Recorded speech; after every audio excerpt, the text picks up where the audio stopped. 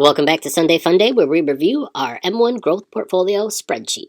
In this video, we're going to review all of our deposits, our purchases, and our dividends received. So as far as our deposits, so for the month of December, we deposited a total of $100.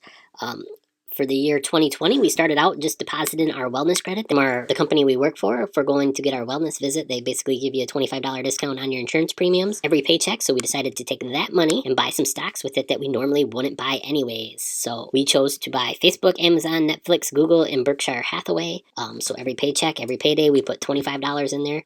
For the year 2020, my plan is to put $50 in there just to see if we can get this to grow a little bit. So I decided this year we were going to do the $25, plus I was going to match the $25. I feel like it's very important that if you're going to invest in something, if you believe in it, it's important to improve every year. So I feel like if the company's giving me $25 to put in there, I might as well put the $25 in there also of my own money. This will also help me increase my savings rate for the year so that I can also save more money than I did in 2020. I believe our company's been giving us this wellness incentive for, I don't know if it's 4 or 5 years. I got to try to figure that out, but I also want to try to get all of my previous ones put in there, so I may either just put a lump sum deposit in here and then invest a little bit more every week, lump sum deposit in here, and then if the stock market takes a big dip, I may deploy all of that money to take advantage of the dip. I haven't really decided what I'm going to do, but I do know I'm planning on putting $50 every paycheck in there, which basically would be $25 a week. And to keep this line from getting so big, I would rather put $50 in there twice a week or twice a month as opposed to 4 lines for $25 a week. As you can see right now, we are up a total of $157.26. Got almost a 20% return.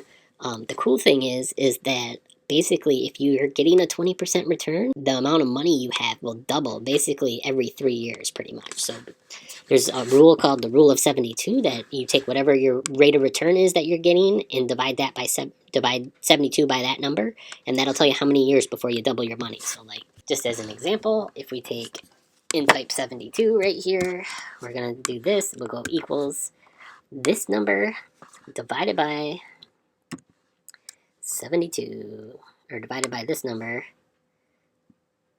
Oh, that's not going to work. We're going to do 19.4.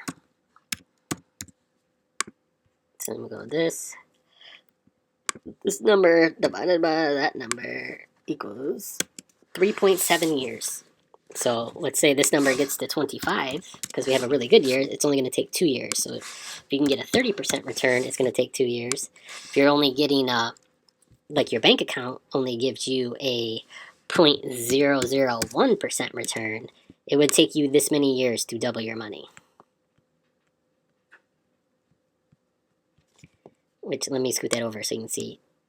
It would take you 72,000 years to double your money. So this is one reason why we started doing this investing stuff. But my goal is to hopefully next year to be able to have this. The reason I chose most of these stocks is because pretty much most of these stocks go up every year. They don't pay any dividends, so they don't cause me any tax issues.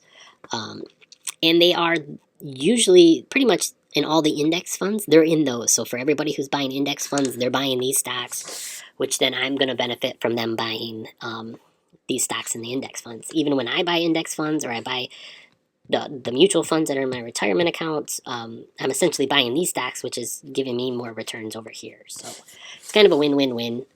And that's also the other reason I wanted to try to double the amount of money I've been putting in there, just to increase the returns on that, so that I can get more money in there working and doubling throughout the next couple years. So these are growth stocks. None of these stocks pay a dividend, so there are no dividends to report. I decided to do, I kind of wanted to focus on dividend investing, because I would really like to be able to replace my paychecks with dividend payments, so that one day I don't have to work as much. But I would really love to replace my paychecks with dividend money. So this is a different form of investing, where basically you would have to sell some of these shares to realize these gains. So you technically don't make any money until you sell the stock. I figured to become a well-rounded investor and to grow my money the best, I needed to take advantage of every single type of investing, or investing strategy, I guess. I decided to dabble in each investing strategy this year. So this is just strictly growth stocks. We also on Sunday Fun Day review our dividend-only portfolio. We also have our Roth IRA, where we decided to do 4 ETFs.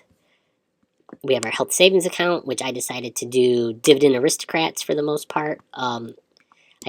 I started out with just dividend aristocrats that were beaten down, that had a 5% yield. I decided I was going to buy those. That way I was getting a 5% return on my money, at least dividend-wise.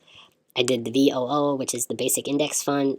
And then I took these two because this was the only account at the time that I could buy fractional shares. So I thought I would test that out by buying a few of those. And then the growth portfolio was strictly non-dividend paying stocks. If you would like to see those other update videos, make sure you check out the links on the screen, or if you want to see other investing videos, you can check out the ones on the sidebar. So far, it's been a pretty great 2020 as far as investing goes for me outside of my 401k. Make sure you subscribe because I'm going to release my investing strategies for all 4 of these accounts and my general financial plan for 2021. Thanks for watching.